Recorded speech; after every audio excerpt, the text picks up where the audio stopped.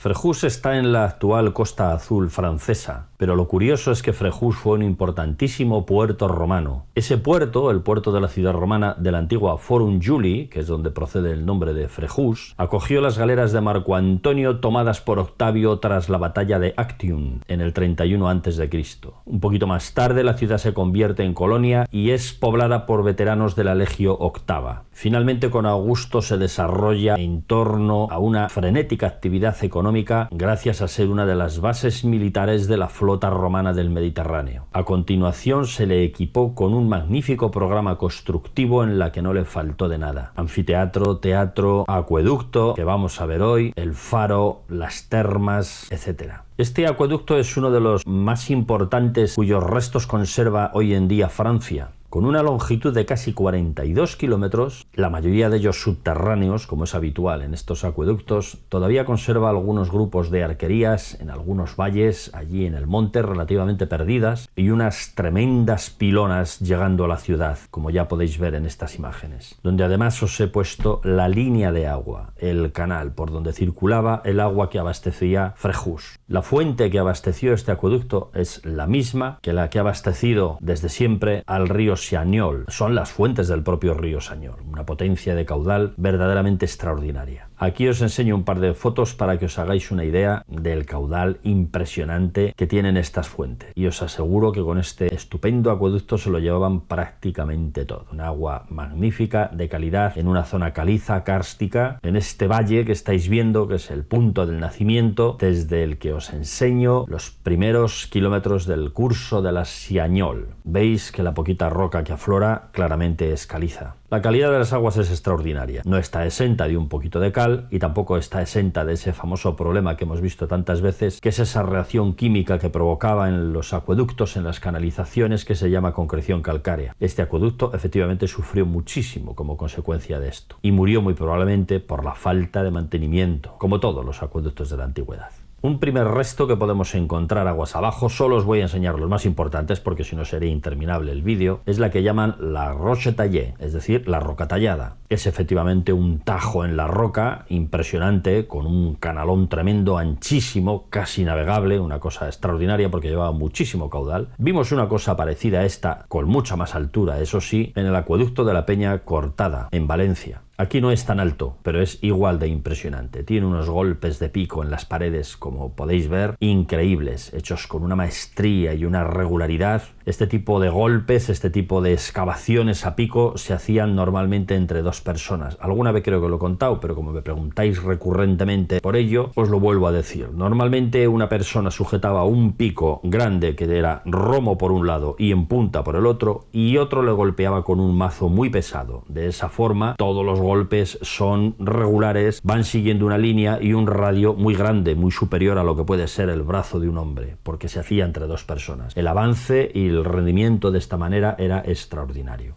Mientras os hablo, como siempre, veis imágenes de esta impresionante trinchera que con cierta iluminación se ven los golpes como si estuvieran acabados de hacer 2000 años más tarde. Y por supuesto en el medio dejan ese contrafuerte, como ocurre siempre, porque en estas grandes trincheras, si no dejan ese contrafuerte con un túnel prácticamente simbólico, no tiene apenas 2 metros, la geología de este tipo de roca lo que tiende es a abrirse y probablemente hacer que las rocas se desprendan hacia el lado de aguas abajo, hacia el vacío. De esta manera estos contrafuertes evitaban tanto ese fenómeno como el que se juntasen las dos paredes por un movimiento. Cualquiera de los dos casos podría haber arruinado el canal. Bueno, pues una vez que habéis visto esta maravilla de la roca tallada, muy cerca de las fuentes, todavía vamos a pasar a ver ya otros vestigios, porque a continuación casi todos los vestigios subterráneos están incluso hoy en día debajo de un embalse que se construyó en la zona, pero existen fotografías de limpiezas y de algunas excavaciones arqueológicas que se han hecho a lo largo de los últimos decenios. Podéis ver ya, por ejemplo, este trozo de canal donde se ve perfectamente el hormigón, incluso la base, la cimentación de piedras en forma de erichón, que llaman allí en Francia, que es como si fuese un erizo de guijarros. Y por supuesto la concreción calcárea, ahí veis todas las capas de concreción que ha llegado a estrangular el canal hasta límites extremos. Así es como funcionaba el canal en sus últimos días. Por supuesto, de forma circunstancial, en desprendimientos, en cortes, aparecen nuevos trozos de acueducto. Veis que es la bóveda de hormigón con unas lajas perfectamente colocadas y aparecen por cualquier lado. Cualquier punto puede aparecer en una rotura los restos del acueducto de Fréjus. Este acueducto venía del lugar que llaman Mons, la zona de esa región que llaman Mons, que es el punto donde tenía su nacimiento. En algunos de los vestigios, cuyas fotos ya tienen bastantes años, no son fáciles de encontrar hoy estos restos, veis cómo se practicaba también un cajero con sillares, con la ranura vertical donde poner un mortero de impermeabilización entre los sillares y evitar las fugas. Ya vimos este fenómeno en Roma, lo volvemos a ver otra vez en Fréjus, en Francia. Era cosa recurrente, es decir, era una práctica que conocían muy bien los técnicos y la empleaban en todo el imperio. Otro roto, otro corte circunstancial del acueducto, donde se ve también una tremenda concreción calcárea. De hecho, el hormigón es prácticamente todo lo exterior que se ve y todo lo que se ve de este color marrón es concreción calcárea. Y bueno, finalmente un corte que estaba en un aparcamiento de un centro comercial, hoy ya no se puede ver, donde se ve en este caso pues perfectamente esta sección de hormigón con la concreción calcárea en la zona baja, en la zona donde circulaba el agua, como ocurre siempre. Y vamos a ver solamente algunos de los grupos de arquerías, porque si hablamos de todo sería el vídeo, ya digo, tremendamente largo. Estos bloques de hormigón que estáis viendo aquí abajo en primer plano son los restos de una presa moderna, la presa de Malpasset, una presa que reventó con un accidente terrible en el año 1959 y provocó una catástrofe humanitaria y de todo tipo en la propia ciudad de Fréjus. Ahí veis una foto del año 59, cómo quedó toda la ciudad prácticamente arrasada, toda la zona baja, y uno de los sitios que se vieron afectados fue el propio anfiteatro romano que veis ahí, justamente aquí, al lado mío. Y un poquito más arriba ya vemos los primeros restos de estas arquerías, que no son de las más vistosas y además tienen un dificilísimo acceso a pie. Como veis, el estado, después de casi 2000 años de abandono, pues es lamentable, ¿no? Está caído, está hundido. Es un acueducto que técnicamente estaba hecho entero de hormigón, pero con un aparejo que luego vamos a ver para que veáis que le da la singularidad típica romana que no tienen otros que podrían ser de hormigón. Y así como la roca tallada que hemos visto antes estaba en la carretera de Calián, en el municipio de Mons, que ya hemos hablado, este está bastante más aguas abajo, ya el municipio de Fréjus, y se llama el acueducto Esquine.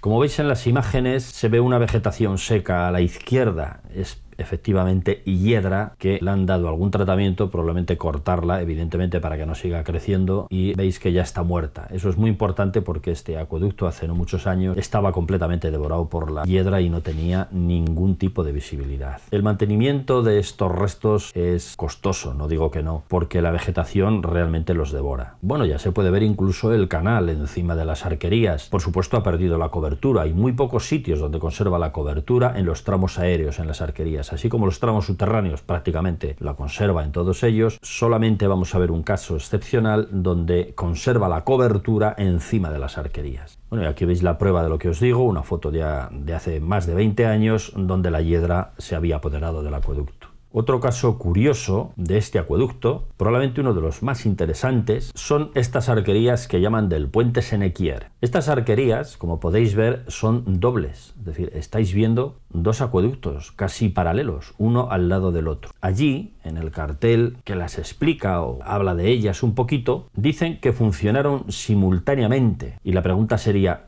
¿cómo puede haber sido esto? ¿Por qué? ¿Qué necesidad tenían de hacer dos arquerías? Lo lógico hubiera sido que una de ellas se hundió, se cayó, y tuviesen que hacer otra nueva, entera, para que pudiese funcionar. Pero dicen que no, que funcionaron simultáneamente. No sé tampoco en qué datos se basan para decir esto, porque a veces son cuestiones de feliz idea que alguien pone en un cartel y cuando les preguntas ¿por qué? Explíquemelo, pues ahí se acabó la ciencia. En todo caso, este es un momento apropiado para contaros lo que nos explica Frontino sobre los problemas que daban las arquerías. Las arquerías eran el elemento, el artificio que más problemas daba en un acueducto, porque al estar sometidas a la intemperie y ser muy susceptibles a las fugas, con las heladas solían romper, al helarse el agua que empapaba la fábrica. Por lo tanto, lo lógico era evitarlas todo lo que se pudiera, aunque en estos casos, estos acueductos relativamente primitivos, republicanos, se utilizaban en casi todas las vaguadas, que debía salvar el acueducto. Bien es cierto que se podía haber recurrido al sifón, porque lo conocían perfectamente y otros muchísimos acueductos, la mayoría, conducían el agua a presión. Sin embargo, este no es el caso de este acueducto. No se conocen sifones en él. Sí que se conocen saltos hidráulicos, porque tienen mucho desnivel entre las fuentes y el destino. Así que de vez en cuando daban un salto, normalmente en arquetas verticales, para luego continuar con esa pendiente de equilibrio que tienen los canales, que se mueven un rango muy pequeño para no sedimentar y no erosionar.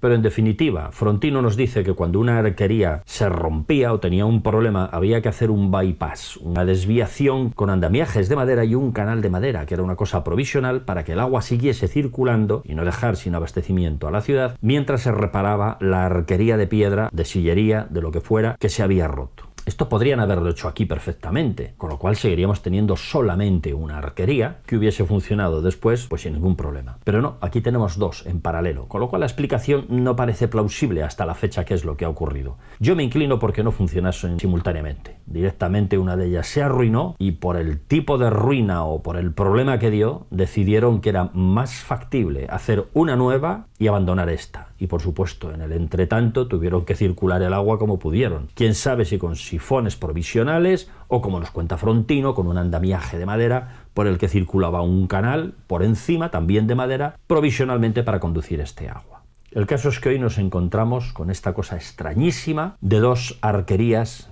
en el mismo valle. También se ve el canal encima de ellas, como estáis viendo en estos vuelos. La vista desde abajo, por supuesto, no es tan espectacular. Y también se ve que ha perdido la cobertura el canal en cuestión. Ha perdido realmente muchísima de la parte de la estructura, es decir, se han caído paramentos casi enteros, el recubrimiento incluso del hormigón, que luego veremos. Eran arquerías relativamente altas, de forma que ya tenía una de ellas un contrafuerte intermedio, seguramente pues para evitar determinados movimientos o reforzarla de alguna forma. Pues bien, con este caso tan singular que a mí me llamó la atención ya de cuando lo vi hace 20 y tantos años, que tengo fotografías de él, y desde entonces he pensado bastante en este asunto, a qué se puede deber, ¿no? Por eso os digo que yo creo que finalmente lo que fue es el fracaso estrepitoso de una de las arquerías y les obligó a construir otras en paralelo. Y claro, algunos de vosotros que veis este acueducto ya lleno de hiedra, diréis, ¿siempre ha estado así realmente este acueducto? Pues no. Realmente ha tenido más hiedra que ahora, porque esta foto, que es de las antiguas, veis que estaba completamente pegado por la hiedra. Incluso allí veis al fondo, en la bóveda de aquel de allí, una piedra haciendo un equilibrio que hoy ya no está. Porque aunque veamos un acueducto, lleguemos y pensemos cualquier estructura romana, estos arcos están así desde que los dejaron los romanos, ya están completamente deteriorados y además se los está comiendo la vegetación.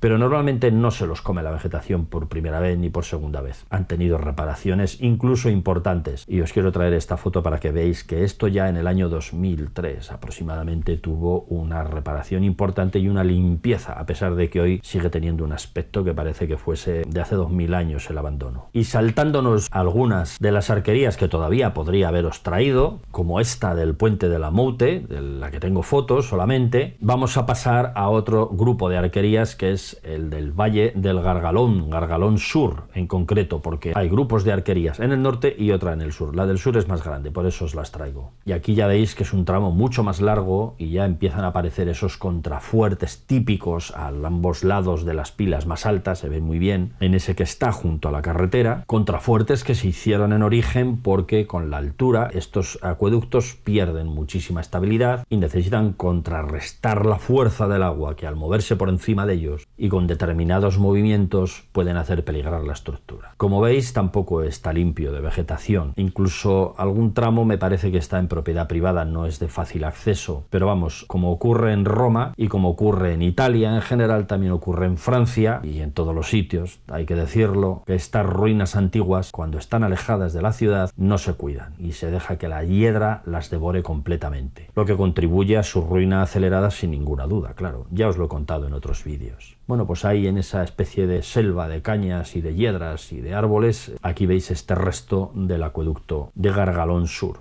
Y voy a aprovechar esta arquería que está aquí junto a la carretera, de fácil acceso, para explicaros un poco en qué consiste el aparejo de este acueducto.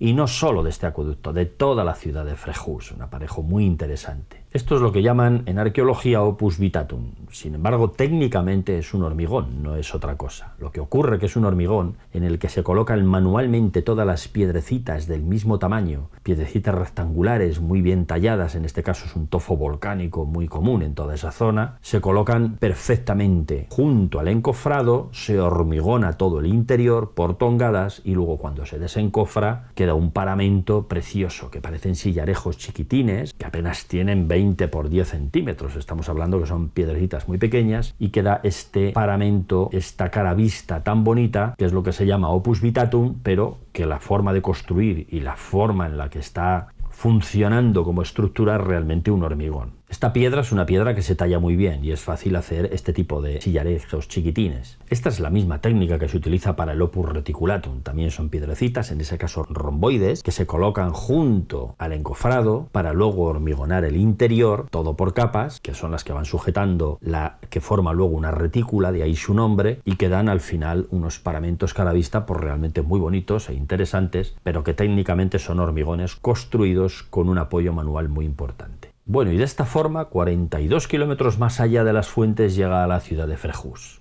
Con estas imágenes que os muestro ahora, donde se ve, como os decía, la línea de agua y las enormes pilonas con contrafuertes que salvan la última vaguada para llegar a la zona más alta de la ciudad antigua de Forum Julii. Como veis, junto a la ciudad quedan todavía importantes restos. Además de esas pilonas, quedan todavía algunos arcos de este acueducto. Y en este Parque de la Santa Cruz, en concreto, como en el que está contiguo, un poquito más arriba, que es el Parque Aureliano, pues pueden verse todavía restos de arquerías muy interesantes a las que vamos a echar un vistazo. La ciudad a la que abastecía, idealizada, es esta. Esto era Forum Julii, con su foro, su puerto, su base naval militar, nada menos. Veis a vuestra izquierda el anfiteatro, las arenas, que recientemente han sido muy maltratadas, se ha puesto hormigón y han dejado pues una especie de plaza de toros moderna, echando a perder los restos que quedaban del anfiteatro. Veis también el teatro, del que quedan también algunos restos todavía, etc. Y ya en estas arquerías del Parque Aureliano, pues podemos ver los primeros restos a pie de calle, porque están muy bajitos en esta zona y podemos ver el opus igninum, el mortero impermeabilizante, todos los cajeros de hormigón,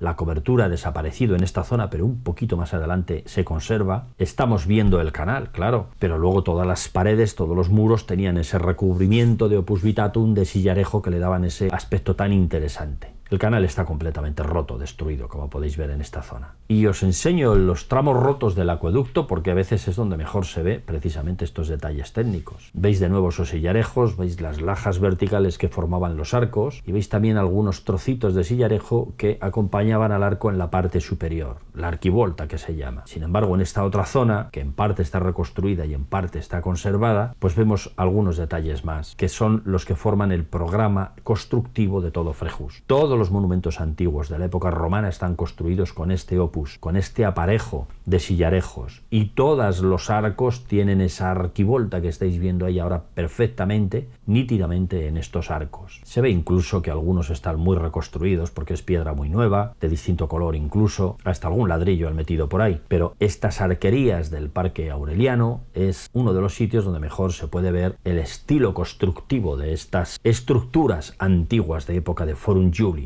Ahí veis en este grupo de arquerías arriba la cobertura, de la que todavía conservaba un poquito, de las muchas arquerías que todavía se conservan, casi todas arruinadas, pero esta conserva un poquito la cobertura ahí arriba, como podéis ver. Y os muestro otro grupo de arquerías un poquito más abajo para que veáis de nuevo que efectivamente tienen esa arquivolta en el arco que les da realmente una belleza interesante, porque lo que hay que figurarse es cómo eran estas arquerías cuando eran nuevas. Hoy son una ruina, están completamente destrozadas, se han caído muchísimos sillarejos, a veces el paramento entero, solo queda el hormigón interior, pero que tenía una belleza extraordinaria cuando estaban nuevas. Y en este caso, que son unas pilonas altísimas, que tenían unos arcos de enorme luz, de muchísima luz entre pilonas, con sus contrafuertes, que ya hemos visto en unas arquerías arriba, como los tenían ya las pilas más altas, pues aquí lo tienen todas, claro, porque son todas altísimas y por lo tanto necesitaban ese contrafuerte. Pusieron ese contrafuerte como medida de seguridad.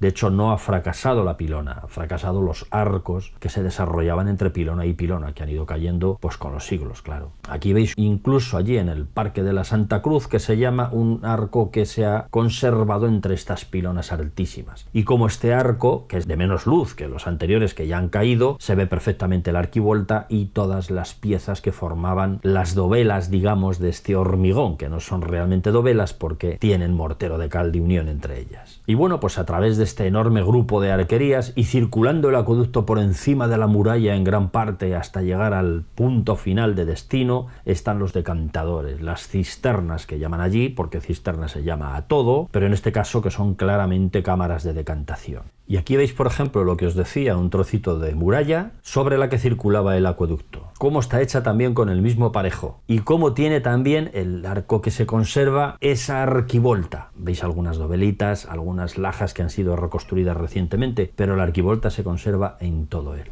Pasear por esa ciudad hace 2000 años era una preciosidad. Todas las estructuras, todas las fábricas de las obras públicas estaban construidas con el mismo programa constructivo. Incluso un puente, un pequeño puente de la Vía Domitia que os enseño ahora, de los pocos puentes romanos que se conservan en esa zona, ya veis cómo estaba construido exactamente igual, con esas lajas que formaban el arco, con la arquivolta, que ya la estáis viendo a distancia, y aquí un poquito más cerca os la enseño para que veáis cómo está hecha esta estructura exactamente igual que todo lo demás. Incluido la muralla, esta parte de la muralla que formaba el puerto realmente y que era un muro de contención de tierras, porque era eso, de frente a esas bóvedas que estáis viendo ya había agua en ese momento. Hoy en día la tierra ha avanzado mucho y el puerto ha retrocedido, por fenómenos de aterramiento sobre todo. Bueno, pues os voy a explicar rápidamente, aunque en algún curso de ingeniería romana me parece que ya lo tengo escrito, que estas bóvedas que estáis viendo, estos arcos que estáis viendo son bóvedas verticales. Lo que hacen es absorber el empuje de las tierras y llevarlo a un punto, como hacen los puentes con sus bóvedas horizontales, en este caso la bóveda vertical, todo el empuje lo lleva a los dos puntos donde apoya contra el muro que formaba el cierre, en este caso del puerto. Aquí veis una vista desde frente. Esto que veis abajo es lo que se conserva del muro, pero el muro llegaba hasta arriba y cerraba toda esa parte vacía, de forma que el empuje de la tierra era repartido por las bóvedas a unas líneas que estaban especialmente reforzadas en ese muro. Es una forma de transmitir los empujes y transmitir las fuerzas que se puede hacer igual con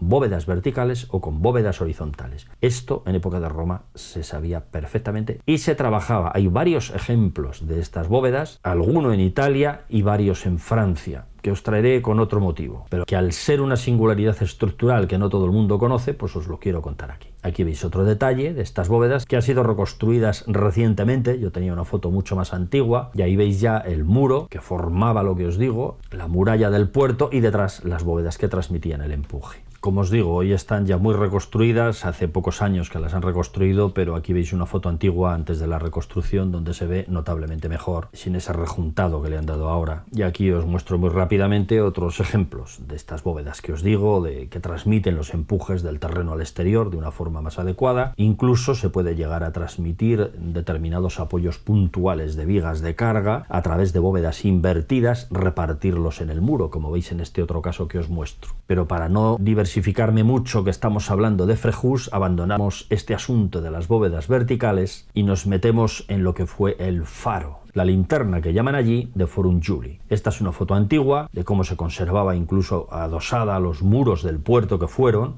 Esos serían los muros que separaban los muelles del puerto, lo que es todas las instalaciones del puerto de embarque y desembarque, con propiamente lo que era la ciudad. Servía de muralla, pero a su vez de separación. Bueno, aquí veis una foto actual, cómo se conserva hoy en día esta linterna. Bueno, pues con estas espectaculares imágenes del acueducto llegando a Frejus, lo que queda del acueducto, esas pilonas gigantescas, fantasmagóricas, os voy a leer unas frases que Víctor Hugo en el año 1839 en su visita a la Provenza escribió con motivo de estos restos que él se encontraba a su llegada a Frejus. A 3/4 de legua de Frejus empiezan a aparecer aquí y allá entre los olivos enormes ruinas. Este es el acueducto romano. El acueducto nuevo era sin duda precioso hace 2000 años, pero no lo era más que estas gigantescas ruinas extendidas por toda la llanura, corriendo, cayendo, levantándose, perfilando a veces 3 o 4 arcos seguidos, medio enterrados en la tierra, a veces lanzando hacia el cielo un arco aislado y quebrado y un contrafuerte monstruoso que se erige como un druida, a veces erigiendo con majestuosidad al borde del camino un gran arco de medio punto, apoyado sobre 2 macizos cúbicos, transfigurando su ruina en un arco triunfal. La hiedra y la zarza cuelgan de todas estas magnificencias de Roma y del tiempo. Ya veis que ya entonces como ahora estas ruinas adolecían de la dejadez y del abandono. La pérdida de su utilidad había llevado a la pérdida de su interés. Nada más por ahora, hasta otra vez amigos.